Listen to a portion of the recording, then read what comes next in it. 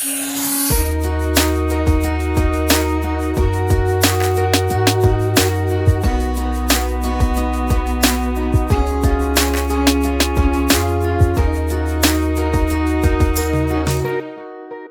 दोस्तों, welcome to चालाकी read between the lines. इस एपिसोड का टाइटल है द राइटिंग इज ऑन दीवार। आप पूछोगे इसका मतलब क्या है? इसका मतलब है the writing is on the wall. सब कुछ साफ साफ दिखता है। कौन सी राइटिंग, किथे वॉल, तेनू क्या दिख रहा है? मैनू तो कुछ नहीं दिख रहा है। जरा साफ साफ बता भाई। इस एपिसोड में मैं आपकी ही नहीं, अपनी खुद की भी आंखें खोलना चाहता हूं। कोरोना वायरस को ले लेते हैं। यह बीमारी से सिर्फ आपको ही तकलीफ नहीं, मुझे भी तकलीफ हुई है, सारी दुनिया में तकलीफ है। और हमने यार और दोस्त ऐसे कई लोगों को खोया है। मैं नहीं चाहता हूं कि आते समय में हमें ऐसा माहौल फिर से झेलना। अरे भाई, इतना इमोशनल होने के पहले ये बात भी सोच लें कि कोरोना वायरस अब तक गया नहीं है। लोगों को पूरी तरह से वैक्सीन भी नहीं मिली हैं, और जिनको मिली हैं उनको दोबारा कोरोना वायरस हो सकता है। और थर्ड वेव भूल गए क्या? बिल्कुल सही है, लोगों को तो हकीकत मालूम है, लेकिन मैं इसलिए इमोशनल नहीं हो रहा हूं। मैं इसलिए दुखी हूं क्योंकि कोरोना वायरस के आते और जाने तक हमारी दुनिया बदल रही है, और हमारी दुनिया बदल गई है। लोगों की बेचैनी, लाचारी, हेल्पलेसनेस को देखते मैं बहुत दुखी हो जाता हूं। अरे ऐसा क्या हो गया भाई? अब लास्ट एपिसोड में आप बता रहे थे कि नई इंटरनेट कंपनीज आ रही हैं, उनके इश्यूज में आप इन्वेस्ट करो, आप काफी पैसा कमाओगे। बिल्कुल सही है, लेकिन जिन लोगों को खाने पीने के पैसे नहीं है, दवाइयों के पैसे नहीं है, जिनके उद्योग बंद हैं, जॉब्स नहीं है, फार्मर्स जो लोन का पैसा नहीं चुका पा रहे हैं, उनका क्या?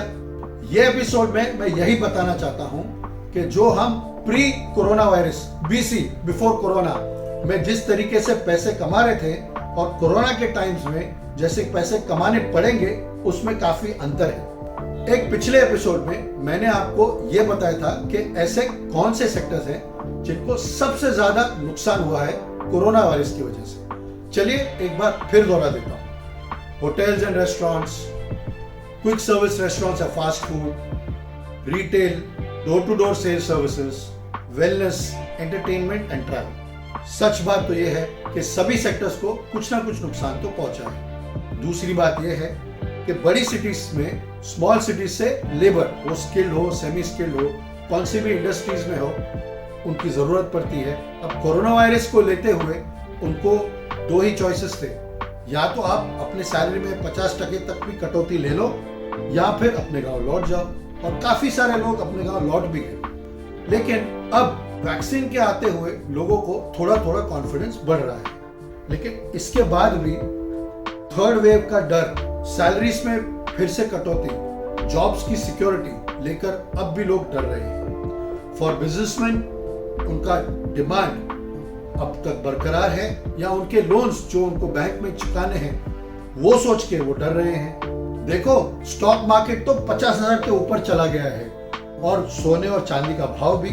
लेकिन भाई, ये सब उतार चढ़ाव से लोगों का पेट नहीं भरने वाला है। अब आते हैं मुद्दे की बात में। हम ऐसे थोड़े सेक्टर्स उठाएंगे जिसमें आप या एम्प्लॉय हो या बिजनेस ओनर, आपको अभी क्या परिवर्तन या चेंजेस लाने हैं, उसका एक नजरिया बनाएंगे। अगर आपका होटल या लॉज है जिसमें रहने के लिए कमरे हैं और other facilities like restaurant, gym और सैलून है, तो आप क्या करोगे?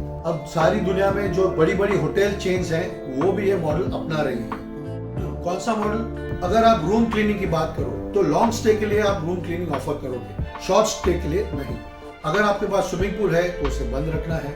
अगर आपके पास जिम्स हैं तो उसको सिर्फ ऑन डिमांड आपको चालू करने हैं।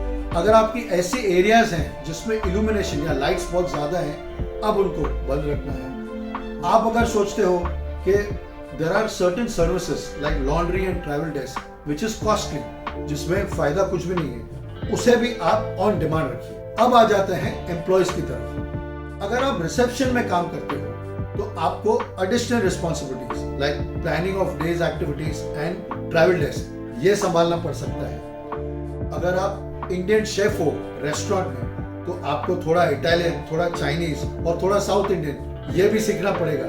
इन सब से आपकी नौकरी सलामत रहेगी। अगर आप हॉस्पिटैलिटी में से हो जैसे कि इवेंट मैनेजमेंट, ट्रैवल एजेंसी, तो आपको नए स्किल्स सीखने पड़ेंगे। कैसे? अगर आप इवेंट मैनेजमेंट कर रहे हो, किसकी शादी है, पार्टी है, उसमें गेस्ट्स आ रहे हैं, तो आपको उनका रेल, एयर ट्रैवल, टिकट्स वगैरह इसका नॉलेज लाना पड़ेगा।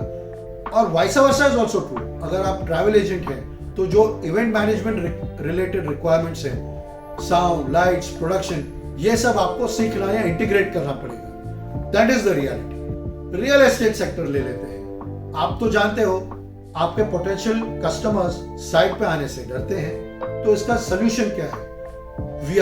VR is virtual reality. वो ऐसी एक टेक्नोलॉजी है जिससे आपका फ्लैट हो, कमर्शियल शॉप हो या ऑफिस हो, उसको पूरी तरह से मैप किया जाता है और उसको वर्चुअल रियलिटी ग्लासेस या ऐप के द्वारा कोई भी कस्टमर घर बैठे वो देख सकते। मेरा ये कहना है कि आप इस चैलेंजेस को जितनी जल्दी एक्सेप्ट करें उतना ही अच्छा है।